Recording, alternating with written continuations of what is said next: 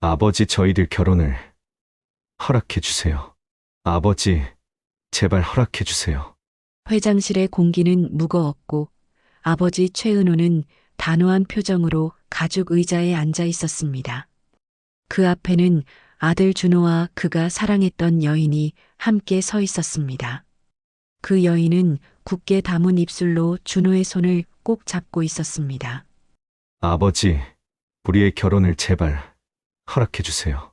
아들 준호의 목소리는 애원하며 떨렸습니다. 돈과 성공만을 쫓아 살아온 아버지에게 그는 처음으로 돈으로 살 수 없는 단 하나의 소원을 빌고 있었습니다. 아버지, 지연이는 좋은 사람이에요. 지연이는 제 인생의 전부입니다. 제발 저희가 함께 할 수 있도록 허락해 주세요. 최은호는 아들의 간절한 눈빛을 차갑게 외면했습니다. 그의 시선은 아들의 얼굴을 지나 옆에 서 있는 여인에게 향했고 그 눈에는 경멸과 짜증이 서려 있었습니다. 쓸데없는 소리 하지 마라. 이런 천한 여자와 내 아들이 결혼하는 일은 절대 없을 것이다. 가문의 명예가 어떻게 되겠느냐. 아버지의 단호하고 냉정한 말에 준호는 고개를 떨구고 깊은 절망감에 휩싸였습니다. 아버지, 제발 지연이와 결혼하게 해주세요. 아버지, 허락해 주세요. 제발. 아들 준호의 마지막 애원에도 최은호는 미동조차 하지 않았습니다. 결국 준호는 아무 말 없이 자리에서 일어났습니다. 그는 고개를 숙여 마지막 인사를 건네고 사랑하는 여인의 손을 잡은 채 차갑고 쓸쓸한 회장실 문을 나섰습니다. 그들의 등 뒤로 굳게 닫히는 문소리는 마치 영원히 단절된 관계를 상징하는 듯 했습니다. 안녕하세요. 55세 최은호입니다. 서울 강남의 마천루 사이 유리창으로 둘러싸인 펜트하우스에서 최은호는 도시의 야경을 내려다보고 있었습니다. 55의 나이에도 여전히 날카로운 눈매를 가진 그는 대한민국 부동산계의 거물이었죠. 전국에 쌓아 올린 수십 채의 빌딩들이 그의 부를 증명했지만 정작 그 자신은 비어있는 느낌이었습니다. 벽면을 가득 채운 모니터들에는 실시간 부동산 시세와 주식 차트들이 깜빡이고 있었어요. 오늘도 자산은 늘어났지만 마음 한구석의 공허함은 메워지지 않았죠. 회장님, 오늘 일정은 모두 마무리되었습니다. 비서 김 과장이 조심스럽게 말을 건넸어요. 은호는 고개도 돌리지 않은 채 손을 흔들었습니다. 수고했네. 이제 들어가도 좋아. 혼자 남은 사무실은 더욱 적막했습니다. 은호는 책상 위의 사진 한 장을 바라보았어요. 10년 전 찍은 가족 사진이었는데 그때만 해도 아들 준호가 그의 곁에 있었죠. 하지만 지금은 연락조차 끊어진 상태였습니다. 최은호 회장은 결혼을 사업적 거래와 가문의 명예를 유지하는 수단으로 여겼기 때문에 준호가 사랑했던 무용수와의 결혼을 단호히 반대했습니다. 그는 준호의 절절한 애원을 무시하고 막강한 권력을 이용해 두 사람을 강제로 헤어지게 만들었습니다. 결국 준호는 아버지의 끊임없는 압력과 사랑하는 사람에게 더 이상의 피해가 가는 것을 막기 위해 어쩔 수 없이 수영과의 정략 결혼을 받아들였습니다. 그러나 이는 그의 마지막 선택이자 항변이었습니다. 준호는 결혼식을 마친 직후 집을 떠나 수영과의 실질적인 부부관계를 거부했고 이는 아버지의 뜻대로 살지 않겠다는 자신의 단호한 의지를 보여준 행위였습니다. 이로써 그는 돈과 명예만을 중시하는 아버지의 세상으로부터 완전히 벗어나 자신만의 삶을 살고 있었습니다. 준호는 대학 졸업 후에도 아버지의 사업을 이어받기를 거부했어요. 대신 작은 NGO 단체에서 일하며 소외계층을 돕는 일에 매진하고 있었죠. 아버지 은호에게는 이해할 수 없는 선택이었습니다. 돈이 있어야 남도 도울 수 있는 거 아닌가. 은호는 중얼거렸어요. 하지만 마음 깊은 곳에서는 아들의 선택이 옳을지도 모른다는 생각이 스쳐 지나갔습니다. 가족 시즌을 보던 중에 휴대폰이 울렸어요. 아들 준호가 전화를 한 거였죠. 최은호 회장의 심장이 빨라졌습니다. 아들이 먼저 연락을 해온 것은 정말 오랜만이었거든요. 여보세요? 아버지, 시간 있으시면 잠깐 만나 뵐 수 있을까요? 준호의 목소리는 평소보다 무거웠습니다. 은호는 당황했지만 최대한 차분하게 대답했어요. 물론이지. 어디서 만날까? 집 근처 카페에서요. 30분 후에 뵐게요. 오랜만에 아들을 만난다는 생각에 긴장되고 설레었어요. 그동안 쌓인 서운함도 있었지만 무엇보다 보고 싶었던 마음이 컸죠. 엘리베이터를 타고 내려가면서 은호는 거울 속 자신의 모습을 확인했습니다. 언제부터인가 머리에 흰 털이 늘어났고 눈가에는 주름이 깊어져 있었어요. 시간이 이렇게 빨리 지나갔다는 것이 새삼 놀라웠습니다. 카페에 도착했을 때 준호는 이미 구석 자리에 앉아 있었어요. 야윈 얼굴과 수수한 옷차림의 아들을 보니 마음이 짠했습니다. 예전에는 그렇게 탄탄했던 체격이 많이 말라 보였거든요. 아들아, 아버지, 서먹한 인사가 오갔습니다. 은호는 아들 앞에 앉으며 무엇부터 말해야 할지 몰라 당황했어요. 요즘 어떻게 지내니? 그저 그래요. 아버지는 건강하시죠? 나야 늘 그렇지. 그런데 갑자기 연락을 주다니.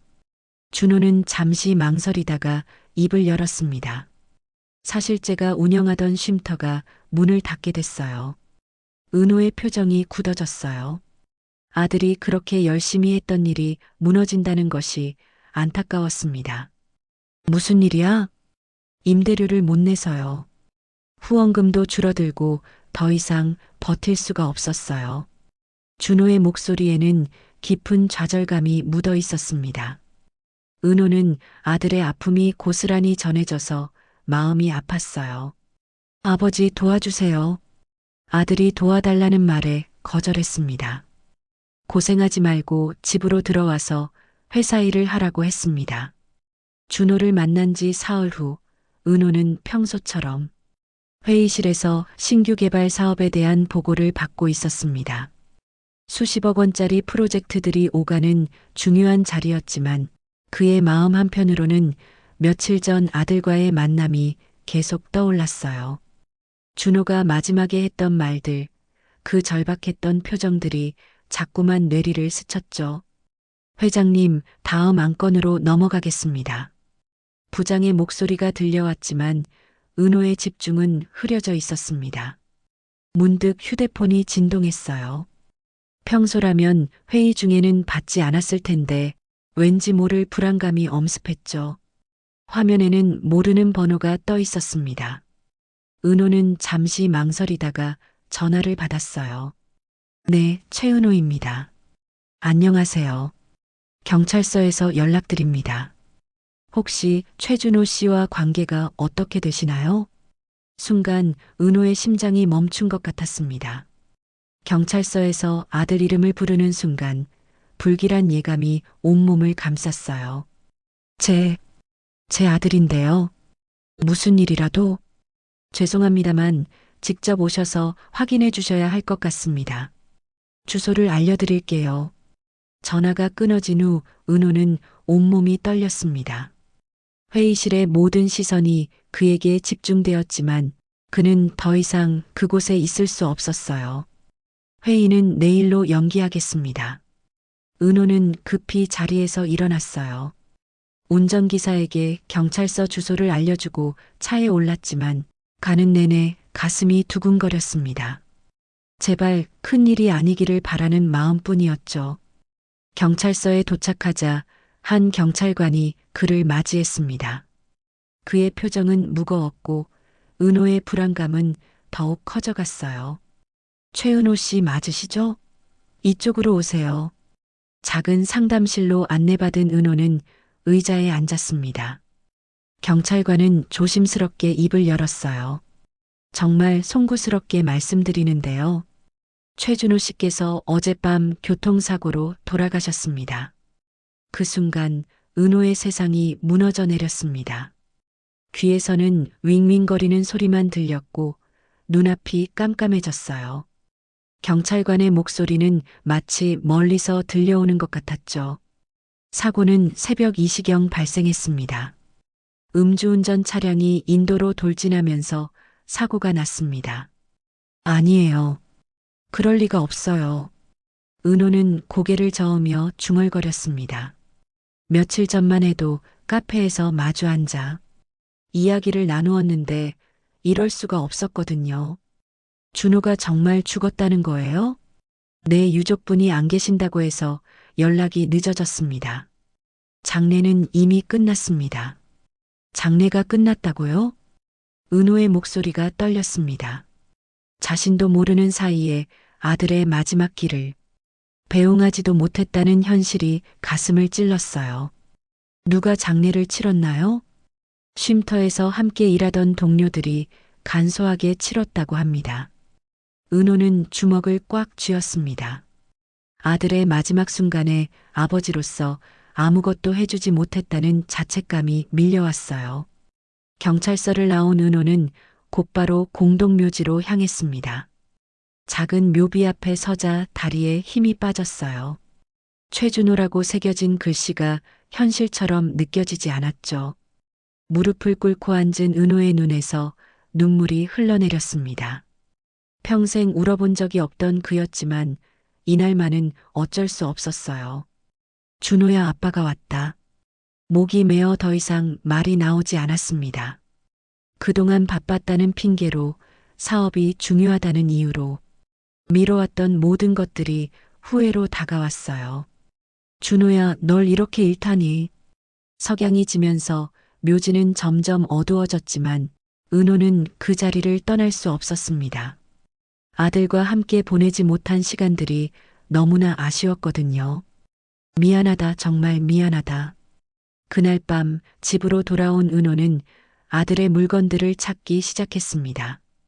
오래된 사진들, 어릴 적 그림들, 대학 졸업장까지 먼지가 쌓인 상자 속에서 아들의 흔적들을 하나씩 꺼내며 울었어요. 아들을 잃고 나서야 깨달은 것은 돈보다 소중한 것이 바로 가족이었다는 사실이었습니다.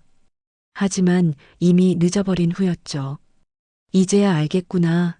내가 얼마나 바보였는지. 준호를 떠나보낸 지 일주일이 지났지만 은호는 매일 아침 묘지를 찾았습니다. 회사 일은 부사장에게 맡기고 그는 오직 아들의 묘 앞에서만 평안을 느낄 수 있었어요. 그곳에서라도 아들과 함께 있는 듯한 착각을 할 수 있었거든요. 오늘도 어김없이 묘지에 도착한 은호는 평소보다 이른 시간이었습니다. 아침 햇살이 묘비를 비추고 있었고 새들의 지저김이 고요한 공기를 깨뜨렸어요. 은호는 준호의 묘 앞에 무릎을 꿇고 앉았습니다. 준호야, 아빠 또 왔다.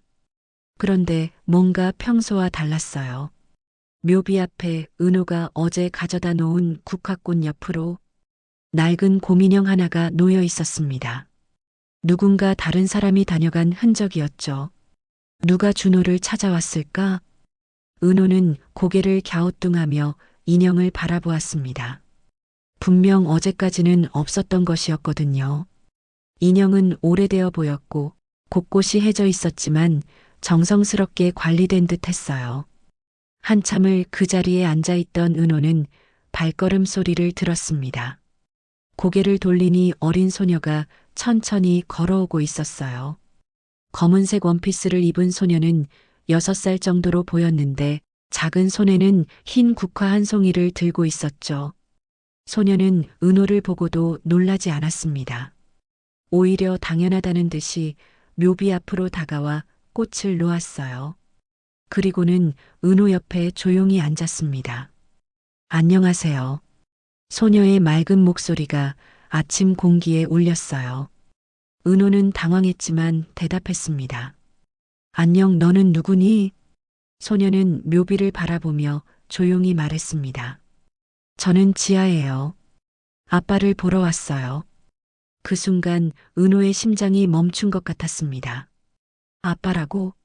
준호에게 딸이 있었다는 말인가요? 은호는 믿을 수 없다는 표정으로 소녀를 바라보았어요. 아빠라고 했니? 네. 여기 계신 분이 제 아빠예요. 지아는 준호의 묘비를 가리키며 말했습니다. 은호는 온몸에 전기가 흐르는 것 같았어요. 준호에게 아이가 있었다니, 그것도 자신이 전혀 모르는 손녀가 있었다니. 그럼 너는 내 손녀란 말이냐? 지아는 고개를 끄덕였습니다. 그리고는 호주머니에서 낡은 사진 한 장을 꺼냈어요. 사진 속에는 준호와 어린 지아, 그리고 젊은 여성이 함께 웃고 있었습니다. 할아버지 맞죠? 지아의 질문에 은호는 숨이 막히는 듯 했습니다. 사진 속 준호의 얼굴은 행복해 보였고 지아를 안고 있는 모습이 너무나 자연스러웠어요. 그래, 나는 내 할아버지다. 은호의 목소리가 떨렸습니다. 갑작스럽게 나타난 손녀의 존재가 믿어지지 않았지만 지아의 눈을 보니 준호와 닮은 구석이 있었어요. 엄마는 어디 있니? 엄마는 하늘나라에 먼저 가셨어요. 아빠가 그랬어요. 지아는 담담하게 말했습니다. 어린 나이에도 불구하고 의젓한 모습이었죠. 은호는 마음이 아팠어요. 이렇게 어린아이가 부모를 모두 잃었다니. 여기는 누가 데려다 주었니? 저게 내가 사는 보육원이에요. 그럼 지금은 저 보육원에서 살고 있니? 네, 보육원에서 살아요. 아빠가 돌아가시고 나서 아저씨들이 데려다 줬어요. 지아의 말에 은호는 충격을 받았습니다. 자신의 손녀가 보육원에서 살고 있다니 이럴 수가 있었나요? 보육원에서 줬니? 아니요. 많이 외로워요. 그래서 아빠한테 자주 와요. 지아는 묘비를 쓰다듬으며 말했습니다. 은호는 가슴이 미어지는 것 같았어요. 준호가 살아있었다면 이 아이를 얼마나 사랑했을까 하는 생각이 들었거든요. 할아버지는 왜 이제야 오셨어요? 지아의 순진한 질문에 은호는 할 말을 잃었습니다. 아들과의 관계가 멀어져서 손녀의 존재조차 몰랐다고 어떻게 설명해야 할까요? 할아버지가 바빠서 그랬단다. 이제 자주 오실 거예요? 그럼 매일 올 거야.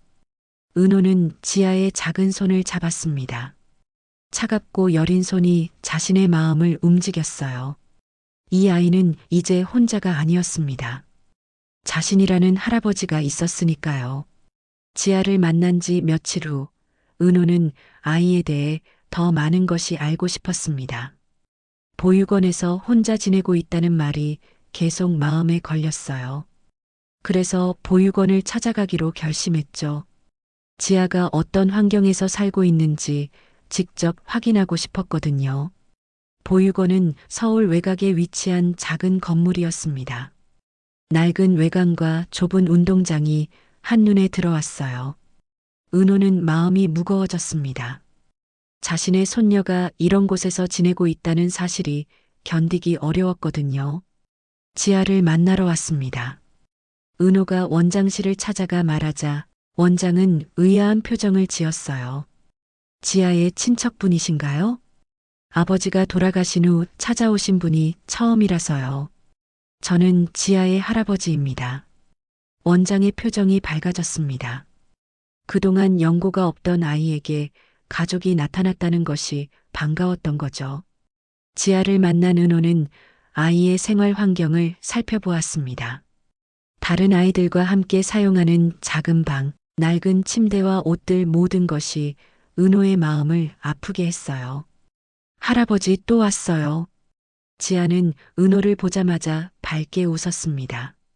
하지만 그 웃음 뒤로 어린아이가 감당하기엔 너무 큰 외로움이 느껴졌어요. 원장과의 상담에서 은호는 지아의 과거에 대해 조금씩 알게 되었습니다. 지아의 엄마 지연에 대한 이야기도 들을 수 있었어요. 지연 씨는 정말 좋은 분이셨어요. 무용을 하셨는데 지아를 위해서 포기하셨죠. 원장의 말에 은호는 가슴이 뭉클했습니다. 준호가 사랑했던 여자는 어떤 사람이었을까 궁금해졌어요. 그로부터 일주일 후 은호는 다시 묘지를 찾았습니다. 지아를 보육원에서 데려와 함께 아빠를 만나러 온 거였어요. 아이는 할아버지와 함께 있을 때 더욱 밝아 보였습니다. 아빠, 할아버지가 매일 와주세요. 지아는 묘비에 대고 이야기했어요. 은호는 그 모습을 보며 미소를 지었습니다. 하지만 그때 뒤에서 익숙하지 않은 목소리가 들렸어요. 지아야. 돌아보니 30대 중반으로 보이는 여성이 서 있었습니다. 단정한 옷차림에 우아한 자세, 하지만 어딘가 지친 기색이 역력했어요. 지아는 그 여성을 보자마자 달려갔습니다. 이모, 지아, 보고 싶었어? 여성은 지아를 꼭 안아주며 말했습니다. 그리고 나서 은호를 바라보았어요. 그 눈빛은 차갑게 얼어붙어 있었습니다. 당신이 최은호 씨군요. 그런데 당신은? 저는 김지수입니다. 지연이의 언니예요. 은호는 깜짝 놀랐습니다. 지연의 언니라니. 그렇다면 지아의 이모였던 거죠. 지연이는 3년 전에 병으로 세상을 떠났어요. 준호 씨와 헤어진 후 몸을 크게 다쳤거든요. 이지연의 말에 은호는 충격을 받았습니다.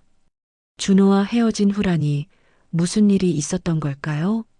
당신 때문에 우리 지연이가 얼마나 힘들어했는지 아세요? 이지연의 목소리에는 분노가 섞여 있었어요. 그때 당신이 인정해줬다면 준호는 이렇게 살지 않았을 겁니다. 무슨 말인지 모르겠소. 은호는 당황했습니다. 자신이 무엇을 잘못했다는 건지 이해할 수 없었어요. 7년 전 준호 씨가 지연이와 결혼하겠다고 말했을 때 당신이 뭐라고 했는지 기억나시나요? 이모 김지수의 말에 은호는 기억을 더듬었습니다. 문화예술인과는 결혼할 수 없다고, 집안 체면이 서지 않는다고 하셨죠. 그때는 내가 잘못 생각했던 것 같소.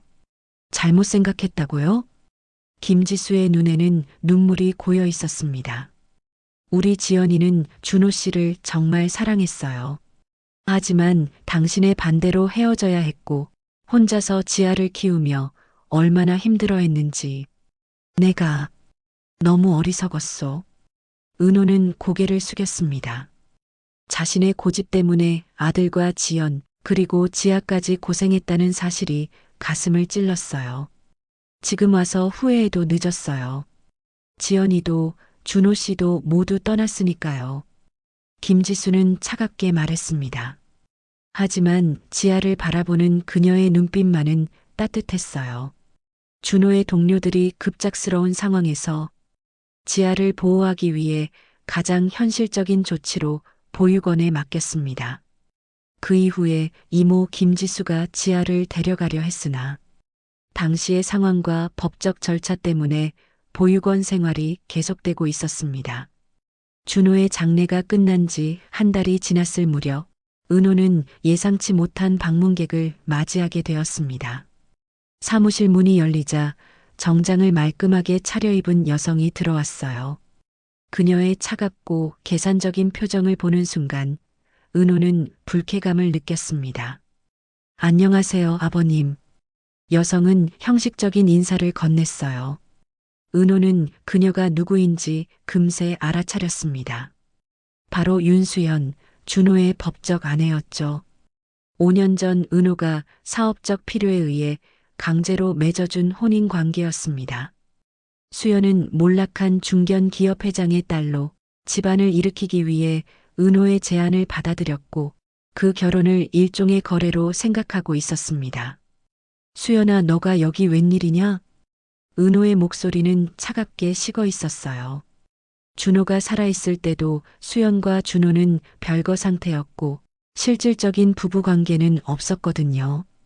준호는 여전히 지연을 사랑하고 있었고 수연 역시 그저 사업상의 혜택만을 누리고 있었습니다.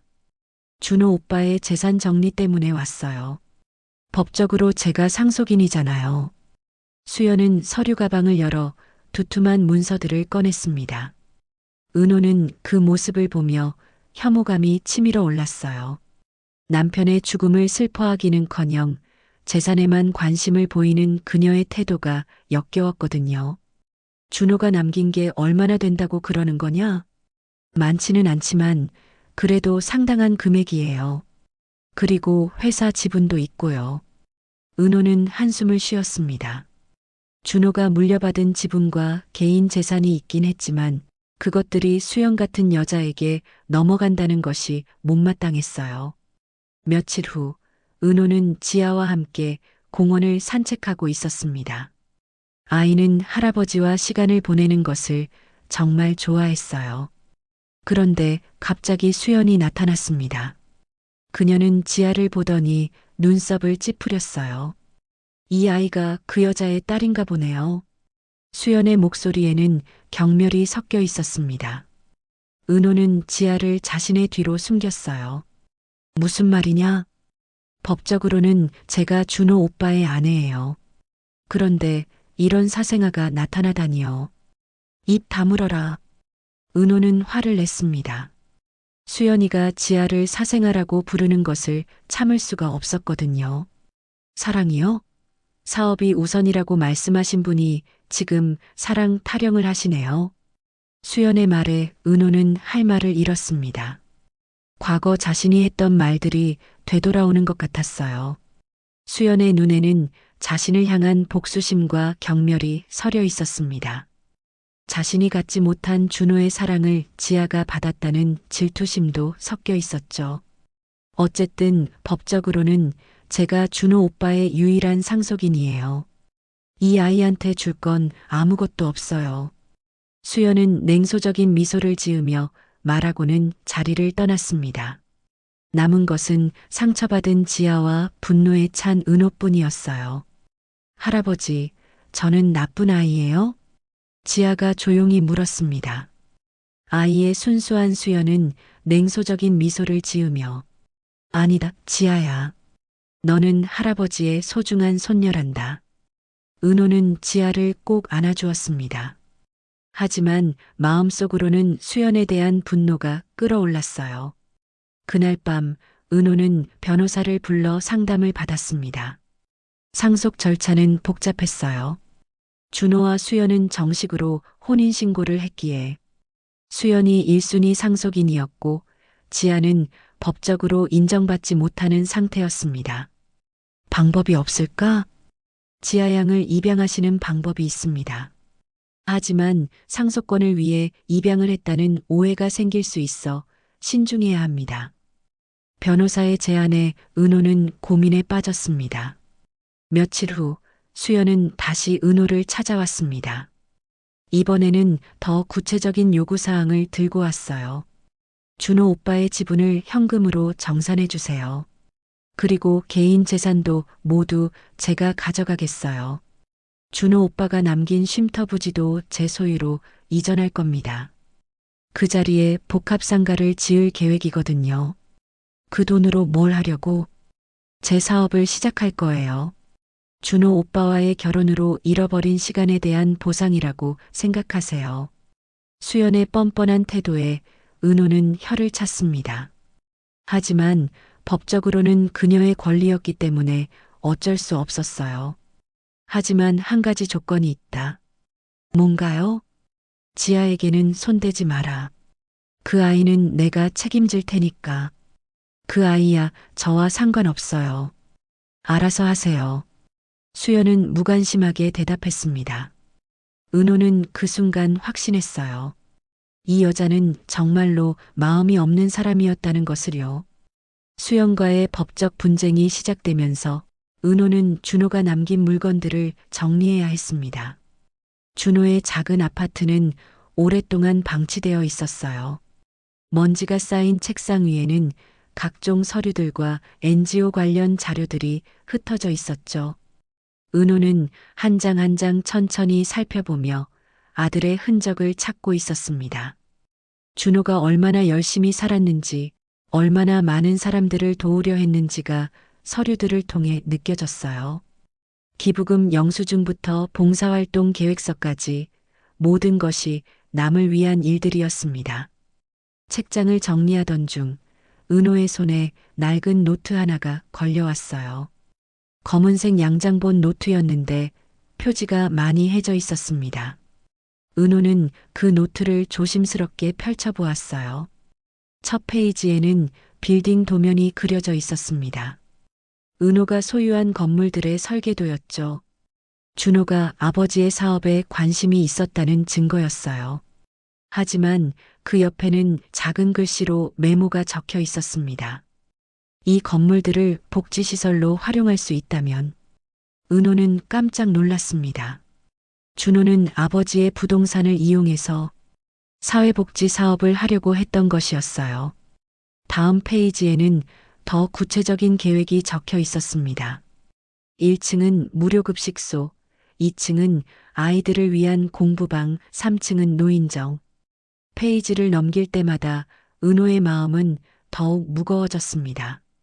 준호는 단순히 아버지를 반대한 것이 아니었어요. 다른 방식으로 의미 있는 일을 하고 싶어 했던 거였죠. 중간 페이지에서 은호는 뜻밖의 그림을 발견했습니다. 서툰 솜씨로 그린 아이의 그림이었어요. 작은 소녀가 아빠와 손을 잡고 공원을 걷는 모습이었죠. 그림 아래에는 지아와 함께라는 글씨가 적혀 있었습니다. 준호가 그림을 그렸구나. 은호는 미소를 지었습니다. 준호가 지아와 함께 보낸 시간들이 얼마나 소중했는지 느껴졌어요. 다음 페이지에는 지아의 돌잔치 준비 메모가 있었습니다. 지아 생일 선물 목록, 그림책, 색연필, 인형. 하나하나가 아이를 위한 것들이었어요. 은호는 준호가 얼마나 좋은 아버지였는지 새삼 깨달았습니다. 노트 중반부에는 지연에 대한 이야기도 나왔어요. 지연이 아팠을 때의 기록들, 병원비 메모, 그리고 그녀를 위한 기도문까지 있었어요. 지연아, 빨리 나아서 우리 지아와 함께 행복하게 살자. 은호의 눈가가 촉촉해졌습니다. 준호가 얼마나 간절하게 가족을 지키려 했는지가 느껴졌거든요. 페이지가 뒤로 갈수록 글씨는 더욱 흐려졌습니다. 지연이 세상을 떠난 후의 기록들이었어요. 준호의 절망과 슬픔이 글자 하나하나에 배어 있었습니다. 지연이 없는 세상에서 지아를 어떻게 키워야 할까? 아버지처럼 차가운 사람이 되고 싶지 않은데. 그 문장을 읽은 은호는 가슴이 찔렸습니다. 준호는 자신을 차가운 사람이라고 생각하고 있었던 거예요. 노트의 끝부분에는 최근의 기록들이 있었습니다. 쉼터가 문을 닫게 된다는 소식, 지아를 어떻게 돌봐야 할지 고민하는 글들. 지아만큼은 행복하게 살게 해주고 싶다.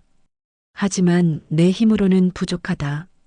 마지막에서 두 번째 페이지에는 은호에게 도움을 청하기로 결심한 과정이 적혀 있었어요. 아버지께 부탁드리는 것이 맞는 것 같다. 지아를 위해서라면 자존심도 꺾을 수 있다. 그리고 마지막 페이지. 은호는 떨리는 손으로 그 페이지를 펼쳤습니다. 거기에는 단 한마디의 문장이 적혀 있었어요. 아버지, 지아만은 지켜주세요. 은호는 노트를 가슴에 꼭 안았습니다. 밤늦도록 노트를 다시 읽으며 그는 과거 자신이 했던 모든 잘못을 떠올렸어요. 나는 왜 준호의 진심을 알아보지 못했을까? 자책하며 잠 못 이루는 밤을 보냈습니다. 준호야, 아빠가 늦었구나. 은호는 중얼거렸습니다. 준호가 살아있을 때 이 노트를 봤다면 얼마나 좋았을까요? 그랬다면 서로를 더 잘 이해할 수 있었을 텐데.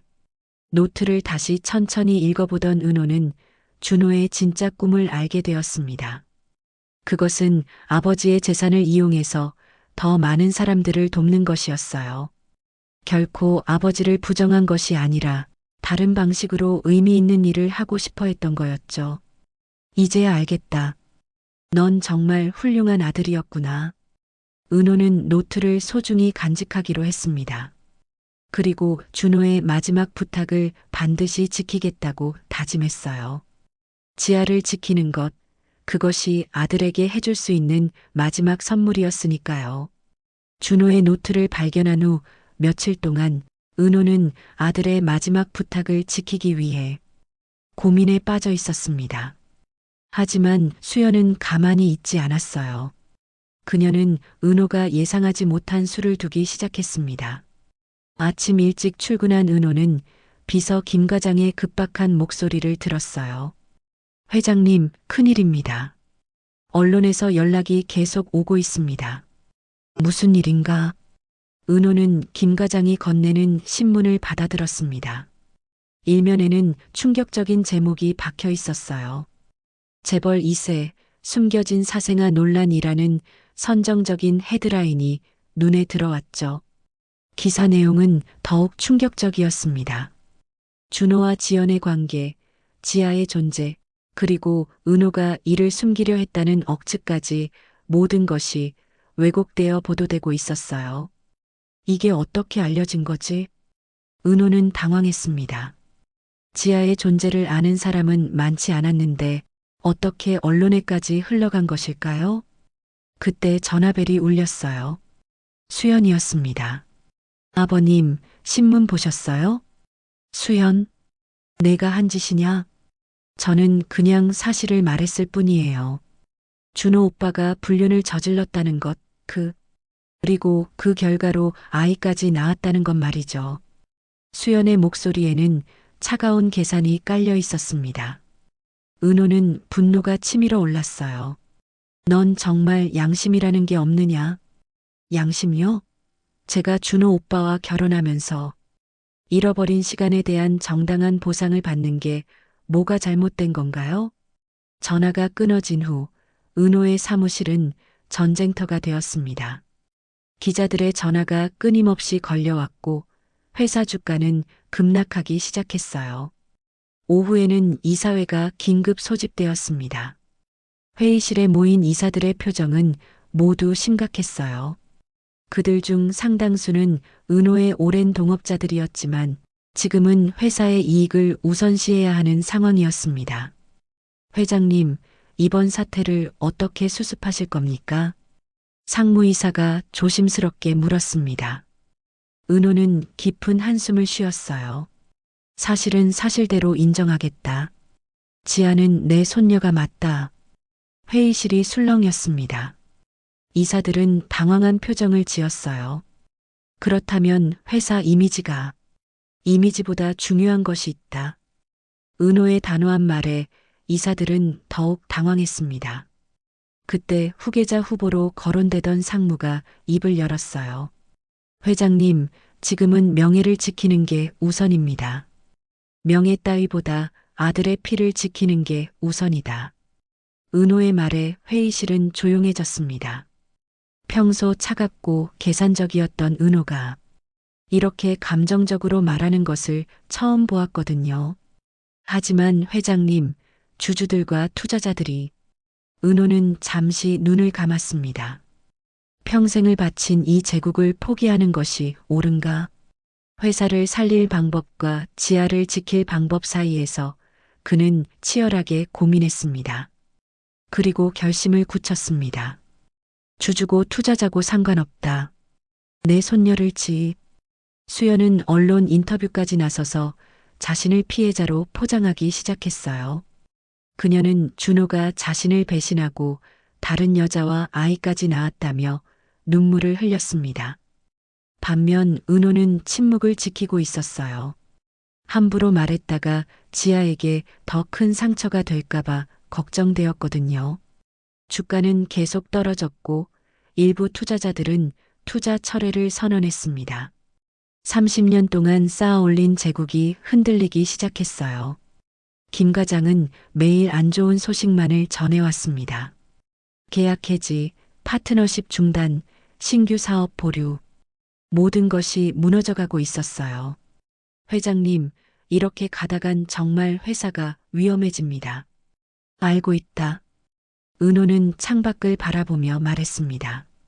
그가 평생 쌓아올린 빌딩들이 보였지만 이제는 그것들이 중요하지 않게 느껴졌어요. 그날 밤 은호는 지아를 만나러 보육원에 갔습니다. 아이는 할아버지를 보자마자 달려왔어요. 할아버지, 지아야. 은호는 아이를 꼭 안아주었습니다. 이 작은 아이를 위해서라면 모든 것을 잃어도 괜찮다는 생각이 들었어요. 할아버지, 사람들이 저에 대해서 나쁜 말 한다고 해요. 지아의 말에 은호는 마음이 아팠습니다. 벌써 보육원까지 소문이 퍼진 거였어요. 지아는 아무 잘못 없단다. 할아버지가 모든 걸 해결해 줄게. 정말요? 그럼 약속한다. 은호는 지아와 약속을 했습니다. 제국이 무너져도 명예를 잃어도 이 아이만은 반드시 지키겠다고 말이죠. 집으로 돌아오는 길에 은호는 결심을 굳혔습니다. 더 이상 숨지 않겠다고 정면 승부를 하겠다고 다짐했어요. 수연이 법과 언론을 무기로 한다면 자신은 진실과 사랑으로 맞서겠다고 생각했습니다. 회사가 위기에 빠져 있지만 은호는 지아와 함께 보내는 시간을 늘려갔습니다. 매일 보육원을 찾아가서 아이와 시간을 보내는 것이 그의 유일한 위안이었어요. 세상의 모든 걱정이 지아 앞에서만큼은 사라지는 것 같았거든요. 오늘은 지아를 데리고 근처 공원으로 산책을 나왔습니다. 가을이 깊어가는 공원은 단풍잎들로 가득했어요. 지아는 떨어진 낙엽을 주우며 즐거워했습니다. 할아버지, 이 잎사귀 예뻐요. 지아는 빨간 단풍잎을 들고 은호에게 보여줬어요. 아이의 순수한 미소를 보니 은호의 마음도 따뜻해졌습니다. 정말 예쁘구나. 할아버지한테 줄래? 네. 지아는 기쁘게 단풍잎을 은호에게 건넸습니다. 은호는 그 잎을 소중히 받아 지갑에 넣었어요. 평생 간직하고 싶은 선물이었거든요. 벤치에 앉아 쉬면서 은호는 지아가 다른 아이들과 노는 모습을 지켜보았습니다. 아이는 누구와도 금세 친해졌고 밝게 웃으며 뛰어다녔어요. 그 모습이 준호의 어릴 적과 너무 닮아 있어서 은호는 눈시울이 붉어졌습니다. 지아야, 이리 와. 은호가 부르자 지아는 달려와서 할아버지 옆에 앉았어요. 작은 손을 은호의 큰 손에 포개 놓으며 말했습니다. 할아버지 손이 따뜻해요. 지아 손도 따뜻하구나. 둘은 그렇게 조용히 앉아 있었습니다. 바람이 불어와 지아의 머리카락을 흩날렸어요. 은호는 그 순간이 영원히 계속되기를 바랐습니다. 점심시간이 되자 은호는 지아를 데리고 작은 식당에 들렀어요. 화려한 고급 레스토랑이 아닌 동네의 소박한 국수집이었습니다. 지아는 처음 와보는 곳이라며 신기해했어요. 여기서 뭘 먹을까? 저는 잔치국수가 좋아요. 지아의 대답에 은호는 미소를 지었습니다. 간단한 음식이지만 함께 먹으니 더없이 맛있었어요. 지아는 국수를 후루룩 소리내며 먹었고 은호는 그 모습을 흐뭇하게 바라보았습니다. 할아버지도 드세요. 지아가 자신의 그릇에서 국수를 건져 은호의 그릇에 넣어줬어요. 은호는 가슴이 뭉클했습니다. 이런 작은 배려를 받아본 것이 언제였을까요? 고마워, 지아야. 천만에요. 지아의 밝은 대답에 은호는 웃음이 나왔습니다. 수십 년 만에 느끼는 진정한 행복이었어요. 식사를 마치고 나온 길에 지아는 문구점 앞에서 발걸음을 멈췄습니다.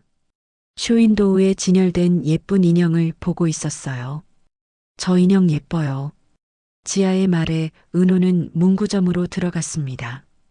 아이가 원하는 인형과 함께 색연필, 그림책까지 사주었어요. 지아는 선물을 받고 너무 기뻐했습니다. 할아버지, 정말 고마워요. 지아가 기뻐하니까 할아버지도 기쁘다.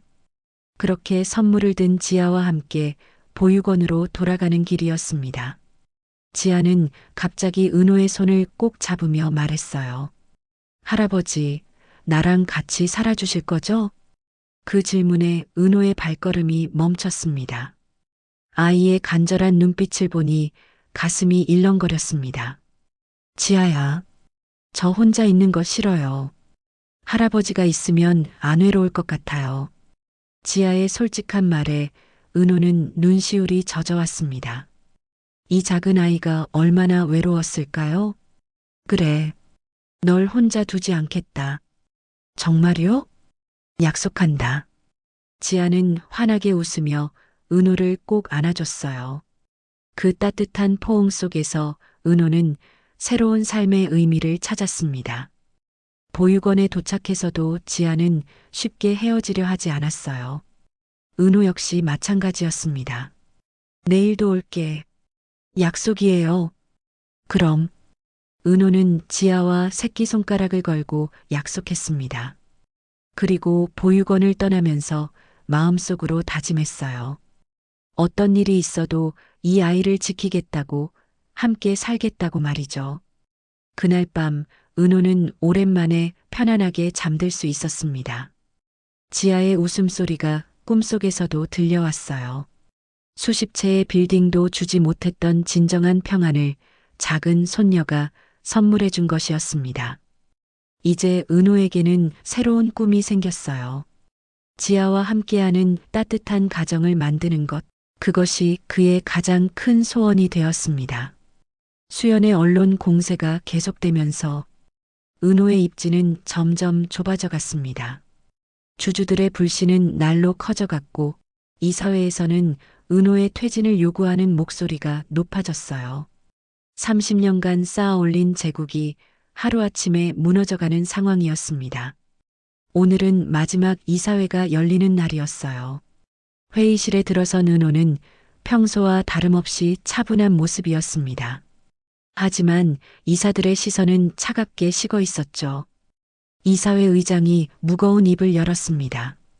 30년 지기 동료였지만 지금은 회사의 이익을 우선해야 하는 입장이었어요.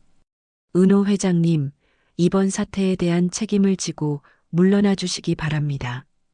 은호는 고개를 끄덕였습니다. 예상했던 일이었거든요. 더 이상 버틸 이유도 필요도 없었어요. 알겠습니다. 은호의 담담한 대답에 이사들은 오히려 당황했습니다. 격렬하게 반발하거나 최소한 아쉬움이라도 표할 줄 알았는데 예상과 달랐거든요. 회의가 끝난 후 은호는 자신의 사무실로 돌아왔습니다. 30년간 지켜온 이 공간을 떠나야 한다는 것이 실감나지 않았어요. 벽면에 걸린 각종 상장들과 기념품들을 내려다보며 그는 깊은 한숨을 쉬었습니다. 김 과장이 조심스럽게 문을 두드리고 들어왔어요. 회장님, 정말 이대로 물러나시는 겁니까? 그래야지. 더 이상 버틸 명분이 없다. 하지만 회장님이 이루신 모든 것들이 은호는 김 과장을 바라보며 미소를 지었습니다. 오랫동안 함께해온 부하 직원이 걱정해주는 모습이 고마웠어요. 김 과장, 돈은 잃어도 다시 벌 수 있다. 하지만 가족은 놓치면 영영 되찾을 수 없다. 김 과장은 은호의 변화된 모습에 놀랐습니다. 예전 같았으면 절대 이런 말을 하지 않았을 사람이었거든요. 그날 저녁 언론들은 일제히 은호의 퇴진 소식을 보도했습니다. 재벌 제국의 몰락, 권력의 종말 같은 자극적인 제목들이 넘쳐났어요. 하지만 정작 당사자인 은호는 그 모든 것들을 담담하게 바라보고 있었습니다. 다음 날 아침 은호는 평소보다 일찍 보육원을 찾았어요. 지아를 만나러 가는 길이 이제는 그의 유일한 일과가 되어버렸습니다. 할아버지, 지아는 언제나처럼 밝게 달려와서 은호를 안아줬어요. 아이의 순수한 미소를 보니 지난밤의 모든 걱정들이 사라지는 것 같았습니다. 지아야, 할아버지가 중요한 이야기가 있어. 무슨 이야기예요? 지아는 호기심 어린 눈으로 은호를 바라봤어요. 은호는 아이의 손을 잡으며 조심스럽게 말했습니다. 할아버지가 이제 회사에 다니지 않게 됐어. 그래서 지아와 더 많은 시간을 보낼 수 있게 됐단다. 정말요? 그럼 매일 만날 수 있어요? 지아의 기쁨에 찬 반응을 보며 은호는 자신의 선택이 옳았다는 확신이 들었어요. 그럼, 그리고 곧 지아를 여기서 데려가서 할아버지와 함께 살 거야. 와, 정말요? 아이의 환한 웃음을 보며 은호는 마음이 따뜻해졌습니다.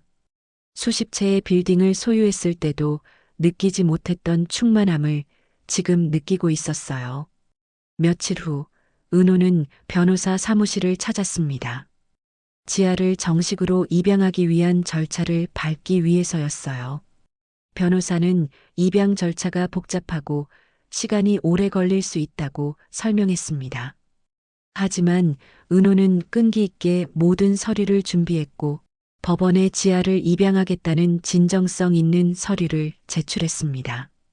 입양 절차에는 시간이 좀 걸립니다. 하지만 문제될 건 없어 보입니다. 변호사의 말에 은호는 안도했습니다. 이제 곧 지아와 정식 가족이 될 수 있었거든요. 집으로 돌아오는 길에 은호는 부동산 중개소에 들렀어요. 펜트하우스를 정리하고 지아와 함께 살 수 있는 따뜻한 집을 구하기 위해서였습니다. 너무 크지 않은 아파트로 부탁드립니다. 아이와 함께 살기에 적당한 곳으로요. 중개업자는 재벌이었던 은호가 이런 소박한 집을 찾는다는 것이 의외였지만 성심껏 도와주었어요. 그날 밤 은호는 준호의 노트를 다시 펼쳐보았습니다. 마지막 페이지에 적힌 아버지, 지아만은 지켜주세요. 라는 문장이 더욱 선명하게 보였어요. 준호야, 아빠가 약속을 지키고 있다. 지아를 지킬게. 은호는 노트를 가슴에 안으며 중얼거렸습니다. 비록 회장직은 잃었지만 더 소중한 것을 얻었다는 생각이 들었어요. 수연은 여전히 언론을 통해 자신의 정당성을 주장하고 있었지만 은호는 더 이상 신경 쓰지 않았습니다. 법적 다툼도 재산 분할도 모두 변호사에게 맡겼어요. 수연이 준호의 재산과 회사 지분을 가져가도록 놔두기로 결정했죠. 그에게 중요한 것은 오직 지아뿐이었거든요. 며칠 뒤 은호는 새로 구한 아파트를 보러 갔습니다. 3개 방에 거실이 있는 적당한 크기의 집이었어요. 지아의 방으로 쓸 수 있는 예쁜 방도 있었습니다. 여기서 지아와 함께 새로운 시작을 하게 되는구나. 은호는 빈집을 둘러보며 미소를 지었습니다. 화려한 펜트하우스보다 훨씬 따뜻하게 느껴지는 공간이었어요. 이곳에서 지아와 함께 만들어갈 추억들을 상상하니 마음이 설레었습니다. 회장직에서 물러난 지 반년이 지났습니다. 은호와 지아는 이제 새로운 아파트에서 함께 살고 있었어요. 입양 절차도 모두 완료되어 지아는 정식으로 은호의 양녀가 되었습니다. 매일 아침 지아를 학교에 데려다 주고 저녁에는 함께 저녁을 먹는 평범한 일상이 은호에게는 가장 소중한 시간이었어요. 어느 날 은호는 준호의 노트를 다시 펼쳐보았습니다. 아들이 꿈꿨던 복지시설 계획들, 사람들을 돕고 싶어 했던 마음들이 페이지마다 가득했어요. 그때 은호는 중요한 결심을 했습니다. 준호의 뜻을 이어가자. 은호는 남은 재산 중 상당 부분을 투자해서 장학재단을 설립하기로 했어요. 준호가 생전에 도우려 했던 소외계층 아이들을 위한 재단이었습니다. 재단 설립 준비 과정은 쉽지 않았어요. 각종 서류 작업부터 정부 승인까지 모든 것이 복잡했습니다. 수연 측의 방해 공작도 있었어요. 수연은 거대한 상속을 받았는데도 만족하지 않았어요. 아들의 부인 수연은 정략 결혼으로 인한 복수심과 자신이 받지 못한 남편 준호의 사랑에 대한 질투심 때문에 남편이 하고자 했던 소외계층을 돕는 재단 설립을 방해했습니다. 아버지는 아들의 뜻을 잇고 손녀를 지키며 사랑을 통해 다시 태어난 새로운 삶 자체가 되었습니다. 수연이의 변호사들이 재단 설립 목적의 순수성을 문제 삼으며 온갖 법적 꼼수를 부렸죠. 하지만 은호는 포기하지 않았습니다. 그는 진심으로 사람들을 설득하고 법률 자문을 구해 어려움을 해결해 나갔어요. 재단 이름은 준호재단으로 정했어요. 아들의 이름을 영원히 기억하고 그의 뜻을 계속 이어가겠다는 의미였습니다. 드디어 재단 개회식 날이 왔습니다. 소규모 행사였지만 의미는 깊었어요. 준호가 생전에 함께 일했던 NGO 동료들, 그리고 지아의 이모 김지수도 참석했습니다. 지아의 이모 김지수 씨는 예전과 달리 은호를 따뜻한 눈빛으로 바라보았어요. 그녀도 은호의 변화를 느끼고 있었거든요. 정말 준호가 기뻐할 것 같아요. 김지수의 말에 은호는 고개를 끄덕였습니다. 준비 과정에서 이지영과도 많은 대화를 나누었고 서로를 이해하게 되었어요. 지연이를 제대로 보살펴주지 못해서 미안했습니다. 이제는 그런 이야기 하지 마세요. 중요한 건 지금이니까요. 개회식이 시작되었습니다. 은호는 단상에 올라 천천히 입을 열었어요. 오늘 이 자리는 제게 매우 특별한 의미가 있습니다. 저의 아들 준호가 꿈꿨던 세상을 조금이나마 실현하는 시작이거든요. 참석자들은 조용히 은호의 말에 귀를 기울였습니다. 준호는 다른 사람들의 행복을 위해 살았던 아이였어요. 그 뜻을 이어받아 이 재단을 통해 더 많은 아이들이 꿈을 키워갈 수 있도록 돕겠습니다. 은호의 목소리에는 진심이 담겨 있었어요. 더 이상 형식적인 사업가의 말이 아니라 한 아버지이자 할아버지의 간절한 마음이었습니다. 개회식이 끝난 후 은호는 지아의 손을 잡고 재단 건물 옥상에 올라갔어요. 서울 시내가 한눈에 내려다 보이는 곳이었습니다. 지아야, 저기 보이는 건물들 보이니? 네, 할아버지. 할아버지는 예전에 저런 건물들을 많이 가지고 있었단다. 하지만 그때는 행복하지 않았어. 지아는 은호의 말을 진지하게 들었어요. 왜요? 진짜 소중한 게 뭔지 몰랐거든. 하지만 이제는 알았어. 지아 같은 소중한 가족이 있다는 게 얼마나 행복한 일인지 말이야. 지아는 환하게 웃으며 은호를 꼭 안아줬습니다. 그날 저녁 집으로 돌아온 은호는 준호의 묘를 찾아갔어요. 지아와 함께 아빠에게 좋은 소식을 전하러 온 거였습니다. 아빠, 할아버지가 아빠 이름으로 재단을 만드셨어요. 지아는 묘비에 대고 신나게 이야기했어요. 은호는 그 모습을 보며 미소를 지었습니다. 준호야, 내가 원하던 대로 내 딸은 내가 지킬게. 은호는 하늘을 향해 속삭였어요. 저 멀리 별들이 반짝이고 있었습니다.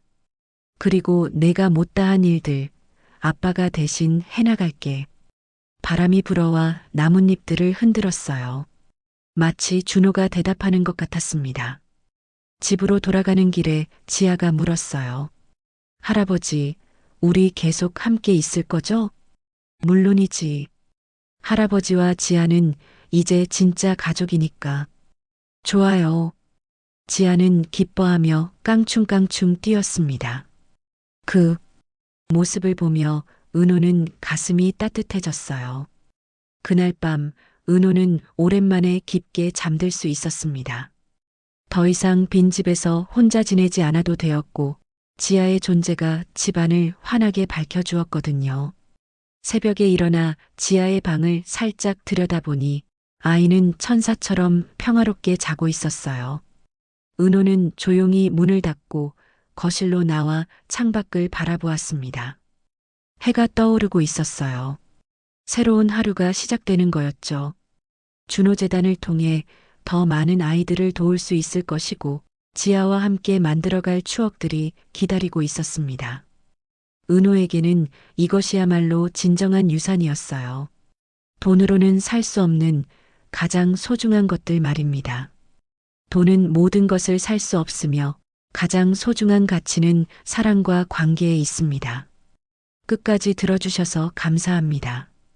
오늘의 이야기 사연이 마음에 와닿으셨다면 다음 이야기도 함께 해주세요. 구독, 좋아요는 저희에게 큰 힘이 됩니다. 알람 설정으로 새로운 이야기를 놓치지 마세요.